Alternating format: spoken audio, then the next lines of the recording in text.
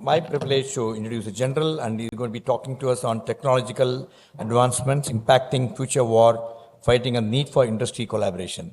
And let me also introduce General first, and Lieutenant General Karanbir Singh Brar is assumed the command as a General Officer commanding of Dakshin Bharat area, Chennai in April 15, 2023. With nearly 4 decades of distinguished service, he had held key roles in various operational areas, including Jammu and Kashmir and UN missions. Adept to technology, he led projects on the light tanks and the swarm drones and recognized with AVSM and commendations cards. He is committed to the upholding the armed forces traditions and ensuring operational readiness and welfare veterans of the new role. And before I call upon the General, and General have been so kind, he showed me on video, which was shot, very, very rare video, that is his grandfather. So what do you want to know more about video? Because you're all privileged to watch this video today. Very rarely people must have seen a very, very rare video. And before I call upon General, I want to, with your permission, show the video to the people who are watching this program live. And may I have the AV, please, video?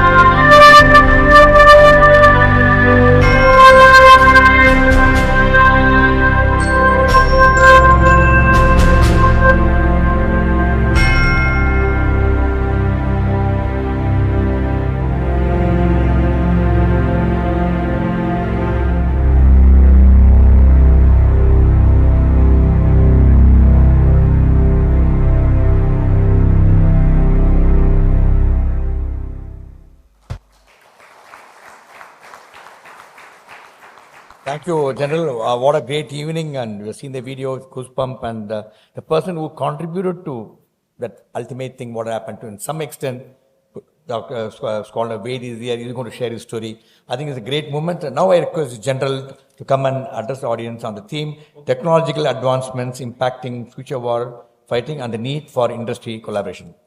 Let me have the privilege of presenting General to you, sir. General. Yes, please, ma'am.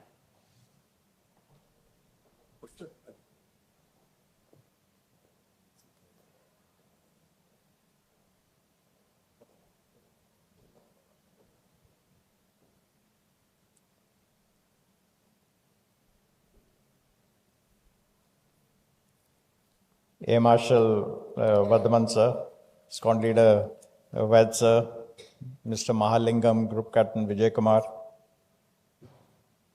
distinguished guests, NCC cadets, ladies and gentlemen. Firstly, thank me for this invitation to speak to you on this occasion. And thank you also for showing the video. And when Group Captain Vijay Kumar came to me, that is War on 71, so I couldn't help sharing this video, which I proudly share. So the background of this video, I think possibly is not known, because I'll just give you that, what he told me. Of course, I don't know whether the surrender ceremony, which is so famous, of General Arora, the army commander, signing with Niazi, was signed on 16th December. This brigade commander of Pakistan, his name is Brigadier Hayat. He was a 107 in Pak Infantry Brigade. I think he was in Khulna.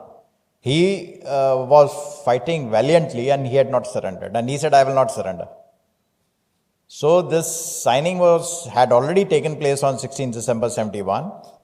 So possibly the task was given to the division which my grandfather was commanding, that you have one night to sort this guy out. Otherwise, it will be an embarrassment that we have signed this thing and he is not surrendering. So during the night, whatever was done, some stories maybe later, what I was told. So, but in the morning, he surrendered, and that is why, since whole media was there, and this is a footage, I think possibly anywhere in the world, somebody removing his ranks and belt, it has never happened. So this thing, I think, is very rare, and one is very proud to be associated with it. So thank you, sir, for showing this video. I'm sure this will give some kind of an insight to what happens in war. Okay, I have a topic I was told that sometime, so I think maybe related to warfare, but which is connected with the industry, technological advancement impacting future war fighting, and what is the need for collaboration of industry. And since one has been involved in a lot of these events and projects, like which was just mentioned in my previous tenure at DG Armored Corps, light tanks, storm drone, a lot of niche technology project, and here also I am interacting with IIT Madras and all these other people, DRDO industries, SIDM, TN Defense Corridor. So I thought I'll just speak a few words, take few minutes and speak to you on that. Firstly, just to, not that it is not known, start with the point that you need strong armed forces for maintaining peace. You don't need them for war, you need them for maintaining peace, because the moment you are weak, you are likely to be attacked. And you can see any examples, whether you see Afghanistan, Ukraine, because, had nobody attacks North Korea. So there are reasons. So, you have to be strong so that nobody attacks you, and you have to be strong for that reason. Now, if you're seeking a global or a regional power status, everybody wants to have that. And why do you want to have that? That is again for the reason that if you have a superpower or a regional power status, you can dictate things. And the well-being of the country or the status or the economic well-being of its citizens is directly related to the power. So that's why you find US and China juggling for superpower or the power status. And if India has to grow, and if India has to absolutely become, as they say, developed by 2047 or whatever the other vision and path is, definitely you need. So, and that's not, but I thought I'll give that as the base. But here, what I want to say is that any kind of a development or preparedness of armed forces takes time. Any capability, you have to have the right ecosystems. In India, unfortunately, our ecosystem was of the DRDO, the defense PSUs, largely, and large amount was import. So this kind of arrangement sufficed even in 71 war. But now things have totally changed because, technology has come in. The scope of war has enhanced. It's just not a military fighting. It can start from cyber war. It can start from economic war. It can have your blockades in the sea, this pirates happening. They can break down your financial institutions. You can have a biological war. The COVID was the whole nation had to get together to fight, whether it was a war or not. But definitely, these kind of things happen. So therefore, a whole of a nation approach is required, whether it is required for fighting or for preparing. So this ecosystem, which did not have private industry to a large extent, suffice, but not now. So therefore, my topic is that if we have to go in the future war fighting, the industry, the private, the startups, the academia, the research, everybody has to be part of it. So I'll be slightly giving you reasons. The first important reason is, as I said, there was a lot of import content which was there. And now it is stopped for the right reasons, because we have seen in the recent wars that if you're dependent, then you can't fight your enemy. You have to be self-reliant. And the slogan which has been given, Atmanirbhar. So that goes without saying. Even between Russia and West, why is Russia doing well? Because it is self-reliant. Ukraine is depending everything. Now, if you're following the wars, the missile, Javelin missile, which you heard a lot, the stock has finished for next 10 years after the West is concerned. They don't have artillery round ammunition. But that is not the problem with Russia. So Russia was self-reliant as far as the defense capability is concerned, they have just ramped up the capacity and they will continue to sustain, which is not the case with Ukraine. Ukraine, in any case, was relying on West. The West made a bad calculation that wars are short, swift. That narrative is actually no longer true. Wars can drag. It is not on you. It is the opponent who will decide. So, you have to be prepared for the worst condition. So, therefore, this thing of being importing, so this gap has to be filled in by the private industry. There's a lot of import content which has to be indigenized.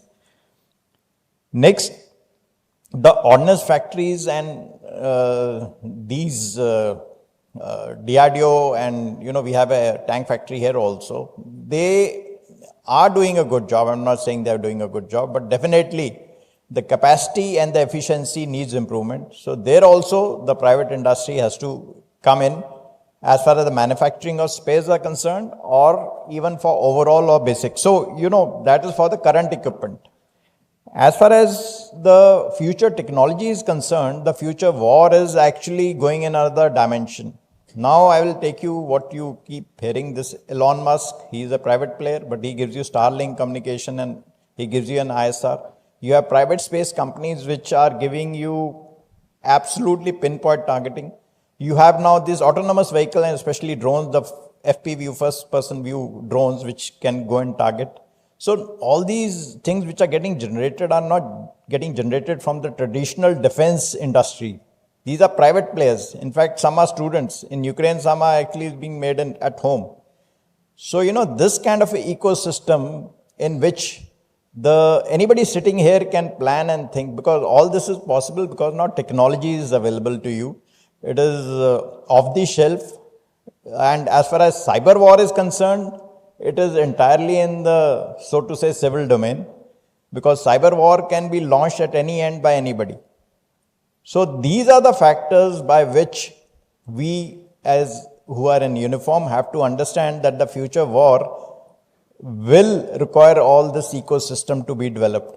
So therefore, as far as the traditional equipment is concerned, you need manufacturing and other enhanced capacity, which in addition to the ordnance factories and the DPSUs and, Bell Chennai is also here. They also actually are now changing they are collaborating with the private industry on their own. They realize that remaining isolated and trying to just get all the orders and say that this will take time is not working. So some kind of accountability is also there with them. So they are now themselves going to private. So they are also collaborating.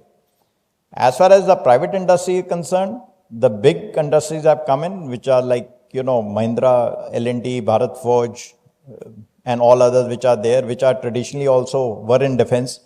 So they are integrators. But the more chances for the MSMEs and more chances for the startups. Like the startups which are now with defense, there are the policy which also has facilitated, initially the policies and procurement policies were very, very rigid. Now there are something called IDEX. There are some R&D routes. There are some other, which of course, if interested, one can explain to them since I've been handling all that. So those have opened up. And coming here, being a GOC, and since I'm talking on this topic, one has tried to build an ecosystem where one is helping the people I've been associated with for trials, or if they need some access to something, or even, as I said, there's a research park in IIT which I'm entering. There is ISC Bangalore also one has visited to, and more so now with ISRO. ISRO also one has been interacting as far as met the chairman. In fact, there was a launch which was scheduled tomorrow, but it got delayed for some reason.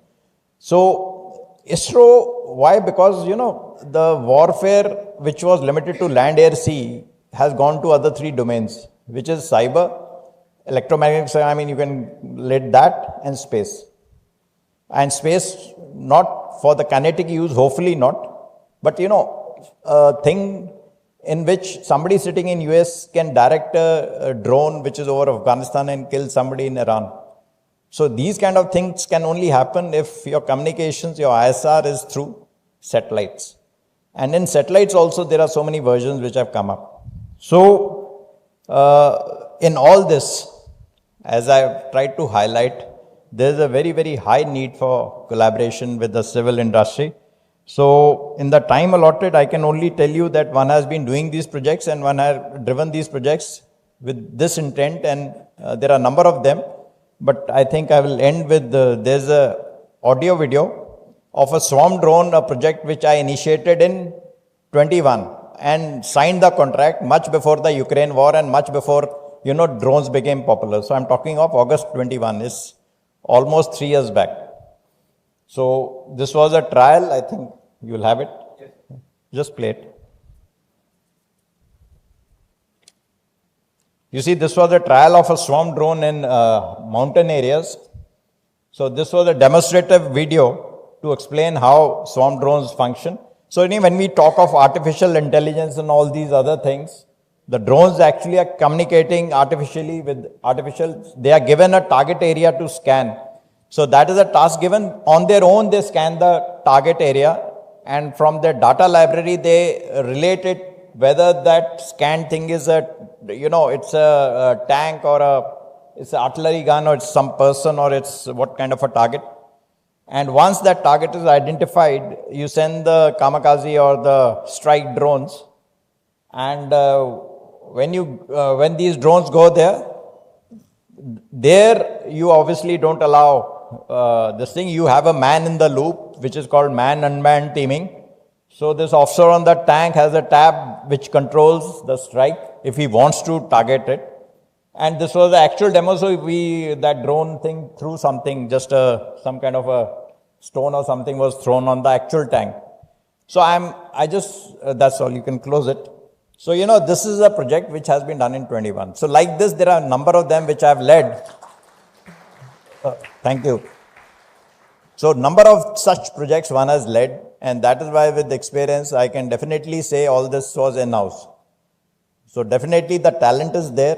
There are so many people doing so many things. The only thing is they need some kind of a right direction and guidance from the user. Because, ultimately each of you are working in your field. So to make a drone, somebody must be working in the frame, somebody is working in software, somebody is working in something else, and then you kamikaze somebody else. But anyway, this ecosystem is coming up. But I thought, since I'm going to an industry, management is, and maybe we have industry people here or related people, so I must cover this topic. Thank you for giving me this invite. Thank you so much. Jai Hind.